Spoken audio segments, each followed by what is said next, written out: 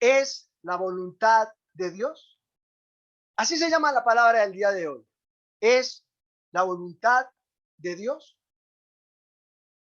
Algo me causa mucha insatisfacción cuando escucho la frase, si es la voluntad de Dios. Muchas personas lo dicen y van a hacer algo y dicen, si es la voluntad de Dios. Y aunque suena muy espiritual, y aunque es un pasaje que también se encuentra en el Antiguo Testamento, lo hemos tergiversado. Y este sentido, el sentido de esta palabra que utilizamos a diario, está manifestando algo incorrecto. Se ha convertido en una muletilla, como el Dios te bendiga. Ahora cualquier persona dice Dios te bendiga. Y hay personas que uno ve claramente que su vida está a años luz de distancia de Dios y dicen Dios te bendiga. Son muletillas que se han vuelto populares. Y había algo dentro de mí que me decía que esta frase no estaba bien usada. En mi interior algo estaba que no cuadraba ahí. Y cuando las personas que aman a Dios utilizan esa frase, tengo el mismo sentimiento. Hace más o menos una semana encontré cómo explicar esto que estaba pasando en mi corazón, esa incomodidad. Y quiero hoy poner un fundamento y enseñarlo a toda la comunidad de mi medicina y a todos los que puedan escucharme. Y quiero aclarar esto. Primero quiero decir que un cristiano maduro, un cristiano que ha dejado de ser un niño espiritual, no debe actuar por lo que siente, ni por las evidencias exteriores o circunstancias, sino que debe actuar en el pleno conocimiento de la voluntad de Dios. ¿Qué demanda esto? Lo primero que demanda es tiempo. Lo más importante que nosotros tenemos es tiempo. Y el tiempo de búsqueda de Dios es algo muy importante y que Dios ve a diario. El tiempo que tú dedicas a Dios y ese tiempo te lleva a conocer la voluntad de Dios, a saber lo que Dios quiere en cada aspecto de tu vida, lo que va a hacer y lo que quiere que tú hagas. Lo segundo es que también conocer la voluntad de Dios demanda un esfuerzo. Muchas veces oramos un día, pero Dios no quiere que oremos un día, sino todos los días. O sea que conocer la voluntad de Dios demanda insistencia. Hay que ser persistentes. Hay que esforzarnos en conocer la voluntad de Dios. Lo tercero es que también conocer la voluntad de Dios demanda paciencia. No podemos desesperar. Hay que saber esperar a que Dios nos hable. Tenemos que esperar a que Dios nos dé instrucciones precisas y claras sobre ese tema particular en el cual tú necesitas tomar una decisión.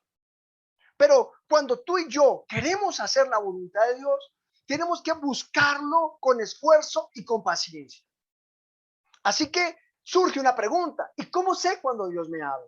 De pronto allí tú dices, muy, me parece bien, es más razonable lo que estás diciendo, Javier, pero ¿cómo sé yo que Dios me está hablando? Para esto, yo quiero decirte algo que me ha dado la experiencia. Cuando Dios te hable, tú lo vas a saber. Él tiene el poder para hacerse escuchar.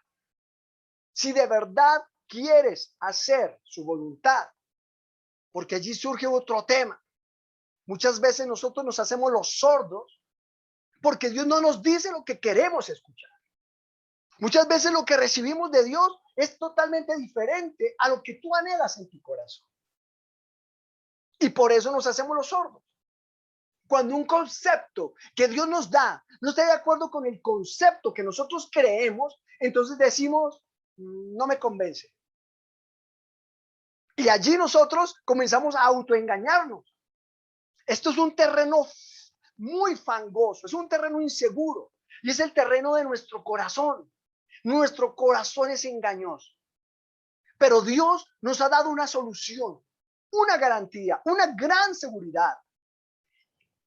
Está en su palabra. En la palabra de Dios están la mayoría de los temas fundamentales de la vida diaria de los hombres. Así que la Biblia tiene una clara explicación sobre la voluntad de Dios. Por ello es tan importante la palabra de Dios. Y cuando nosotros oramos, Yo quiero que tú sepas que cuando decimos oramos, estamos incluyendo la lectura de la palabra de Dios.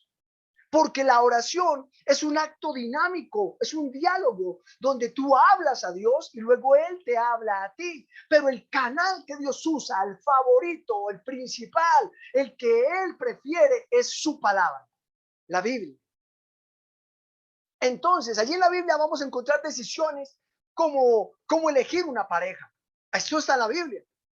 Vamos a encontrar decisiones como las finanzas, no amar el dinero, ser buenos administradores, honrar a Dios con nuestros bienes. Con respecto a la pareja, no te unas en yugo desigual con los incrédulos. Y la vida de hogar, dice, el marido ame a su mujer y la mujer respete a su marido.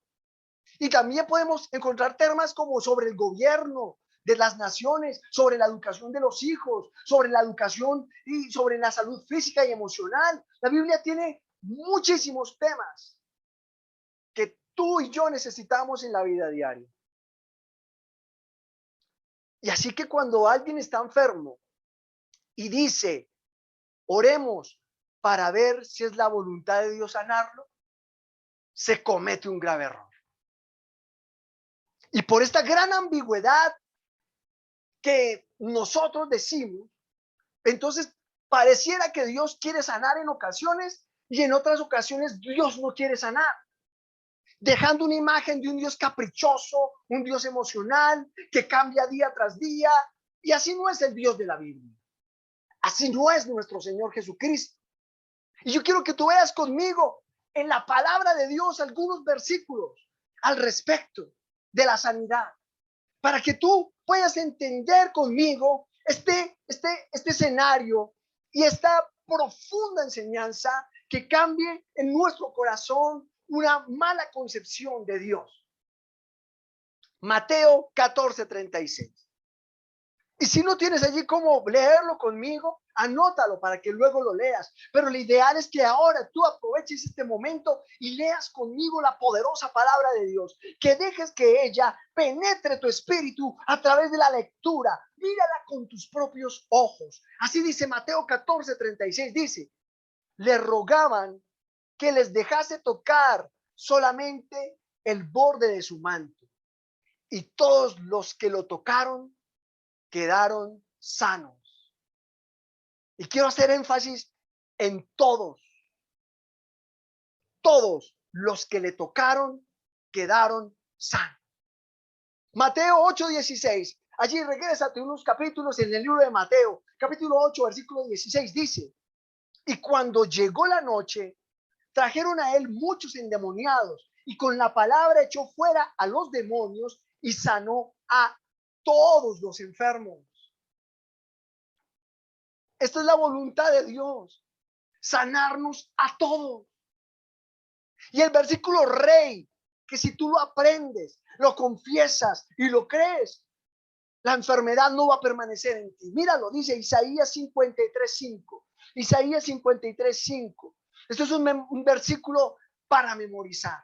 Dice así, mas el herido fue por nuestras rebeliones, molido por nuestros pecados. Se refiere a nuestro Señor Jesucristo. El castigo de nuestra paz fue sobre él y por su llaga fuimos nosotros curados. Él nos sanó en la cruz del Calvario con su llaga. Nosotros fuimos curados.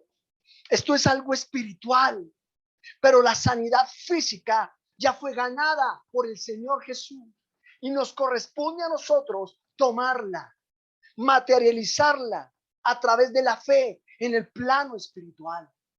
El mundo espiritual es más poderoso que el mundo físico. Y en el mundo espiritual la sanidad fue ganada para ti y para mí. Dios no quiere que nadie esté enfermo. La voluntad de Jesús es que todos sean sanos.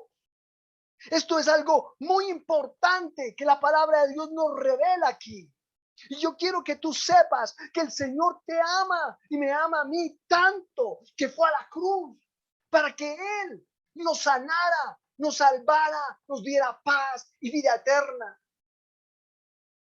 Esa es la voluntad de Dios. En amor, Él fue a la cruz. Eso no fue fácil. Ir a la cruz fue un sacrificio, el más grande de todos los sacrificios de todos los tiempos. La obra más apoteósica y perfecta es la cruz, la obra del amor de la cruz del Calvario que hizo nuestro Señor Jesucristo por amor a ti y a mí. Recibe el amor. Un padre no quiere ver a sus hijos enfermos. Un padre dice cuando su hijo se enferma, el padre dice, yo quisiera tener la enfermedad, que mi hijo no la tuviera y yo cargarla. Ese es el amor de un padre. Y los padres saben de lo que estoy hablando. Uno quisiera en muchas ocasiones que se quitara la enfermedad de sus hijos para que cayeran nuestros cuerpos. Y eso fue lo que hizo Jesús por nosotros.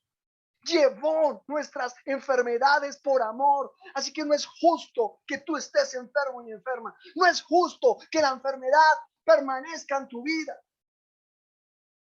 Pero entonces, ¿qué pasa cuando la gente no se sana? Una pregunta que quiero hoy responder contigo. ¿Qué pasa cuando la gente se muere y no se sana? Es muy importante que tú hoy entiendas esto conmigo. Que haya una libertad que provenga de la revelación de la palabra de Dios a tu espíritu, a tu conciencia. Y esto te permita remontarte a nuevas bendiciones que Dios ganó por nosotros.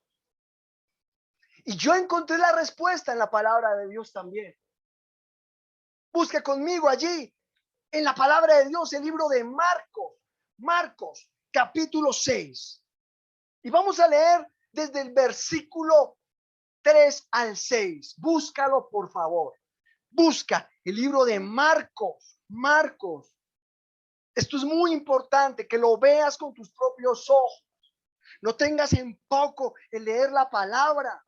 Ama la palabra, acércate a la palabra, sumérgete en la palabra, memoriza la palabra, cree la palabra, confiesa la palabra, ama la palabra. Marcos 6:3 dice, ¿no es este el carpintero, hijo de María, hermano de Jacobo, de José, de Judas y de Simón? Aquí está hablando de los medio hermanos de Cristo, porque María y José, después de que Cristo nació, ellos se unieron, porque ellos estaban desposados.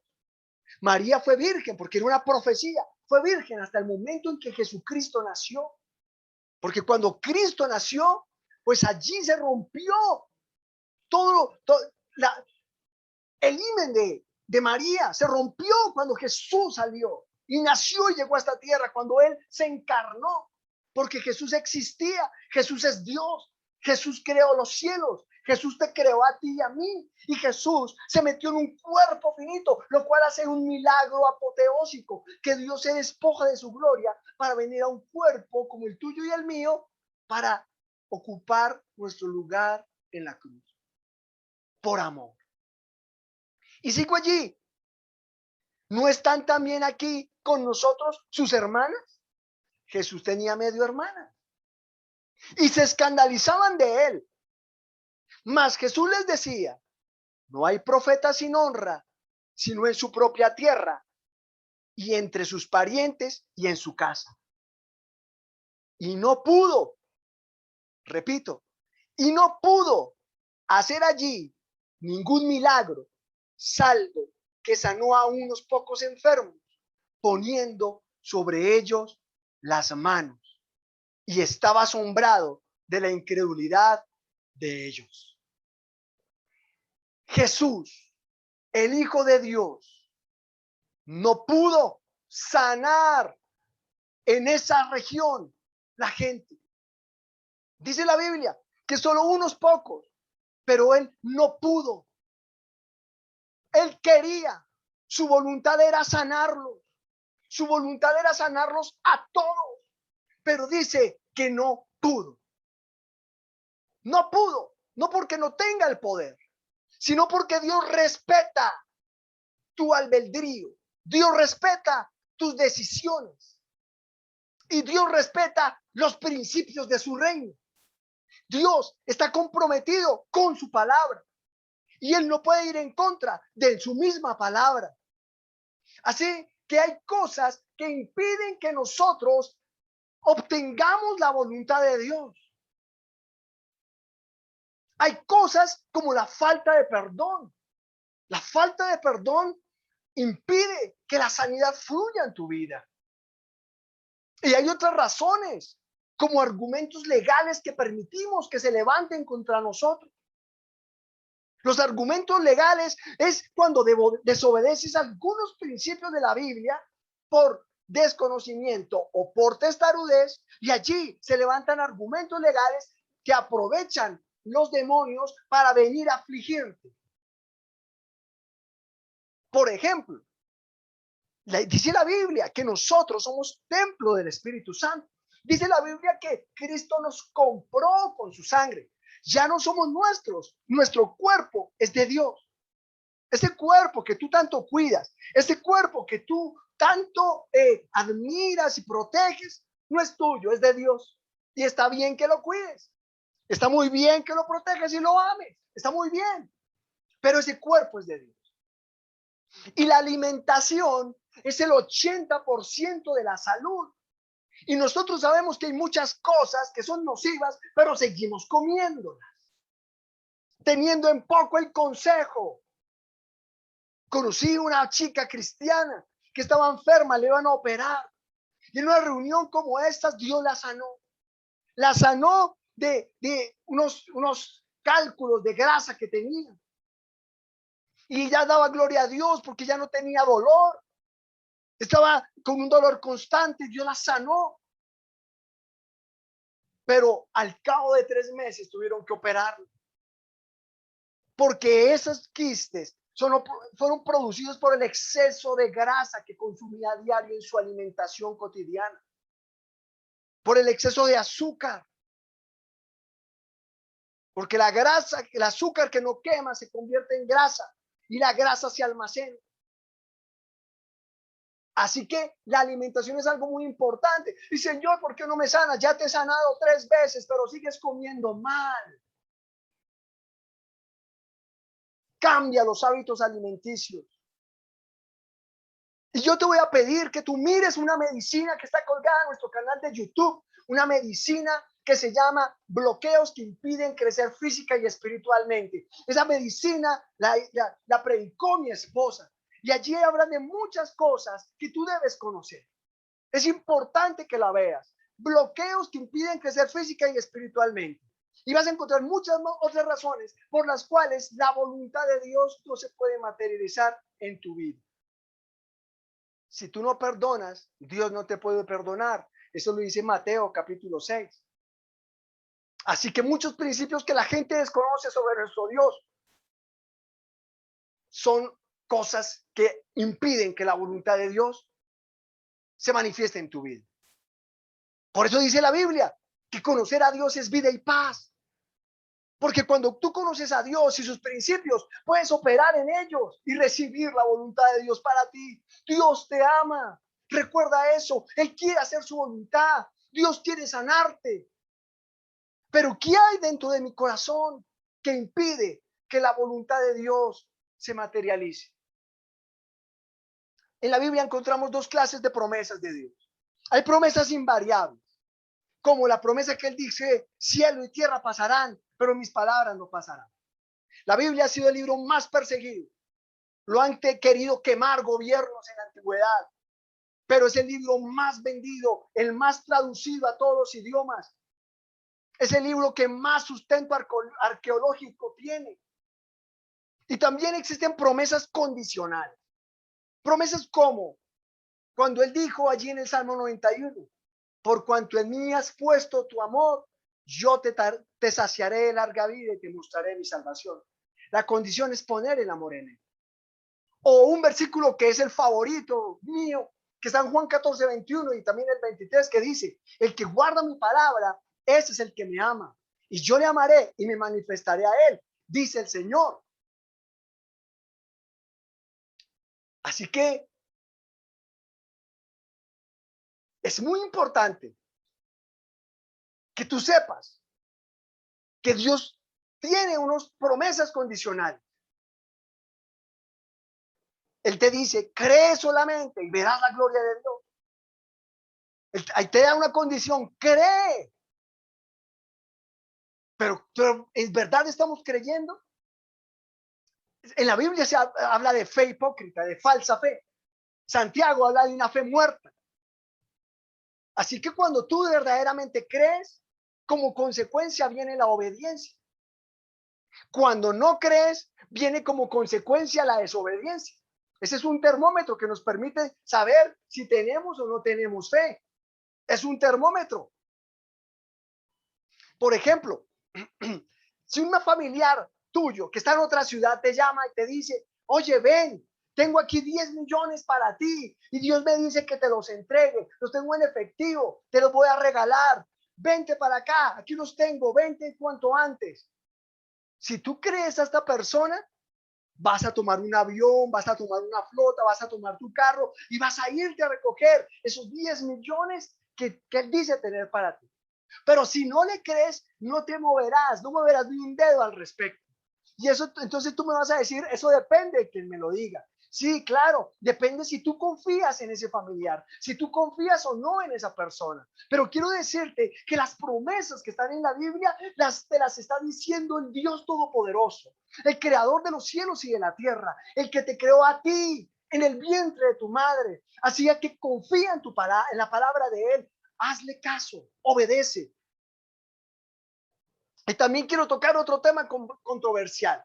Es cuando hablan del evangelio de la prosperidad. Y se ha manipulado mucho con este tema. Porque ¿quién no quiere prosperar? ¿Quién no quiere prosperar? Nadie dice, yo quiero ser un quebrado, quiero ser un fracasado. Nadie quiere eso. Pero ¿qué pasa cuando un cristiano no prospera? ¿Es la voluntad de Dios que no prosperemos? ¿Es la voluntad de Dios que estemos en escasez? Y quiero que también veas lo que dice la Biblia al respecto. Acompáñame, vamos a ver varios versículos. Primera de Corintios 8:9. Allí, segunda de Corintios 8:9 en el Nuevo Testamento. Por favor, acompáñame, búscalo, que esto es algo muy importante. Mira lo que dice la poderosa palabra de Dios en este tema. Segunda de Corintios 8:9. Dice así, porque ya conocéis la gracia de nuestro Señor Jesucristo, que por amor a nosotros se hizo pobre siendo rico, para que vosotros con su pobreza fueseis enriquecidos. Analicemos este versículo. Jesucristo no era pobre en la tierra. Jesucristo no era pobre desde el cielo. Él es el rey, el dueño de todas las cosas, el creador, el dueño del oro y la plata, dice la Biblia. Dios es el dueño de todo. Nosotros creemos que acá nosotros tenemos las cosas. No, las cosas son de Dios. Nosotros somos meros administradores. Nosotros somos cuidadores de lo que es de Dios. Tú te vas de esta tierra y dejas todo. No te llevas nada. Todo es de Dios. Así que el Señor dice que Él se empobreció y Él se empobreció en la cruz. Porque en la cruz el castigo era la expropiación de los bienes. Aquí en nuestro país el narcotráfico tiene como castigo expropiación de los bienes. Y cuando la gente es capturada y comprobada, juzgada por narcotráfico y se le da una condena, todos los bienes pasan a manos del Estado. Eso pasó con Jesús allí en el Imperio Romano. Los que iban a la cruz, el Imperio Romano tomaba sus bienes, se apropiaba de sus bienes, expropiación. En ese momento en la cruz Jesús fue expropiado y Él ahí se hizo pobre. Él se hizo pobre para que tú y yo fuéramos ricos con su pobreza. Mira ahora el segundo versículo, Gálatas 3:29. Gálatas, allí en el Nuevo Testamento, Gálatas capítulo 3 versículo 29 dice, y si vosotros sois de Cristo, ciertamente el linaje de Abraham sois, herederos según la promesa. Y aquí yo te llevo a este versículo para que sepas que nosotros somos linaje de Abraham. Somos Israel espiritual, somos judíos espiritualmente. Y tú ves a los judíos prósperos, los judíos se enriquecen, los judíos donde llegan, aunque vayan en persecución, allí prosperan, porque ellos son hijos de Abraham, como tú y como yo. Mira, Gálatas 3:7, allí en ese mismo capítulo, pero en el versículo 7, léelo conmigo. Gálatas 3:7 dice, sabed por tanto que los que son de fe, estos son hijos de Abraham. O sea que tú y yo, como somos de la fe de Jesús, Somos hijos de Abraham. Cree esta palabra. Esta palabra es para ti. Tú eres israelita. Eres un israelita espiritual. Mira, ahora el versículo 9 de Gálatas, ahora allí, de Gálatas 3, el versículo 9, léelo. De modo que los de la fe son bendecidos con el creyente Abraham. Dios te está bendiciendo. Quiero que escuches esto con todo tu corazón, lo creas. Dios te está bendiciendo. Dios quiere bendecirte. Dios quiere prosperarte. Dios está trabajando en este momento para bendecir. Hay una puerta que Dios está abriendo. Tú no la conoces, pero Dios la está preparando para tu vida. En los próximos días la vas a conocer. Porque nosotros somos bendecidos con Abraham, dice este versículo. Yo lo creo. Créelo conmigo. Mira ahora, Hebreos 6, 13 y 14. Hebreos 6, 13 y 14. Allí en el Nuevo Testamento, libro de Hebreos, capítulo 6, versículo 13 y 14. Vas a buscarlo en este momento y vas a leerlo conmigo. Es muy importante que sepas estas verdades. Esto no lo digo yo, esto lo dice la Biblia. Créele a Dios. Mira, Hebreos 6:13 dice, porque cuando Dios hizo la promesa a Abraham, Dios le hizo una promesa a Abraham. No pudiendo jurar por otro mayor, juró por sí mismo. Dios juró por sí mismo, diciendo, de cierto te bendeciré con abundancia y te multiplicaré grandemente. Nosotros somos herederos de esa promesa. Dios dice, te bendeciré, te multiplicaré, te bendeciré con abundancia. Que esta palabra rompa todo ciclo de escasez en tu vida. Que esta palabra rompa toda deuda que te ha querido aprisionar en el nombre poderoso de Jesucristo. Mira ahora lo que pasó con Abraham, porque esto va a pasar con nosotros. Preparémonos para la bendición. Prepárate para la bendición, porque la bendición es una prueba más fuerte para el carácter que la escasez. Prepárate para ser bendecido. Génesis 13:2 dice, y Abraham era riquísimo en ganado, en plata y oro. Génesis 13:2.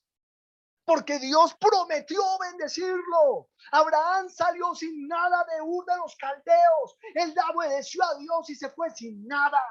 Pero Dios en el camino lo bendijo y lo hizo riquísimo en ganado, en plata y en oro. Y ese es tu destino y mi destino, por cuanto somos hijos de la promesa. Somos hijos de Abraham por Jesucristo. Y quiero terminar en Génesis 28:2. Mira, cuando Dios nos bendice, espiritualmente surge este deseo en nuestro corazón. Y es lo correcto de parte de Dios. Génesis 28:2 dice, 28:22 dice, y esta piedra que he puesto por señal, hago un paréntesis, esto lo dijo el nieto de Abraham, porque tanto Abraham como Isaac, su hijo, y su nieto Jacob fueron bendecidos y fueron poderosísimos en la tierra por esta promesa que Dios les hizo, que yo te leí hoy. Y mira lo que hizo Génesis 28:22. Y esta piedra que he puesto por señal será casa de Dios. Y de todo lo que me dieres, el diezmo apartaré para ti. El diezmo es un acto espiritual. Es un acto que confirma la promesa. Es un acto en el cual tú preservas lo que Dios te da y te hace amar a Dios y no lo que Dios te da.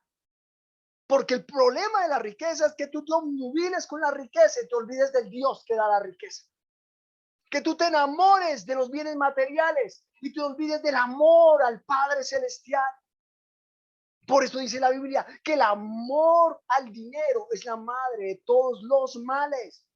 Por eso muchos no han podido ser prosperados. No porque Dios no quiera prosperarnos. Lo que pasa es que nuestra relación equivocada con el dinero ha impedido que la voluntad de Dios se establezca en nuestras vidas. Entonces, si no estamos siendo bendecidos, muy seguramente es porque no estamos obedeciendo a Dios. No estamos obedeciendo a Dios en caminar como dice su palabra. Y no estamos obedeciendo a Dios de en dónde tirar la red para obtener el milagro. Pedro, cuando Cristo murió, se fue a pescar y no pescó nada y trabajó y nada y no tenía nada. Se parece a muchas de las vidas de los creyentes que trabajan y no tienen nada. Pero cuando Pedro escuchó al Señor que le dijo, tira la red a la derecha, Pedro obedeció. Y en ese acto de obediencia, Dios le bendijo con una pesca tan maravillosa que tuvo para ayudar a otros, para compartir. Y eso va a pasar con tu vida. Dios va a prosperarte de tal manera que vas a tener para compartir a muchas personas, para bendecir a tu familia, para bendecir la obra de Dios. Esa es la voluntad de Dios.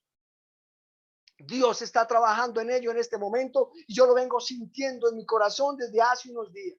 Y por eso he hablado en la medicina que envío a diario: empresa, haz empresa, organiza tu sistema empresarial, organiza tu red. La red de la pesca es una empresa. Prepara tu empresa porque Dios tiene una pesca milagrosa para ti.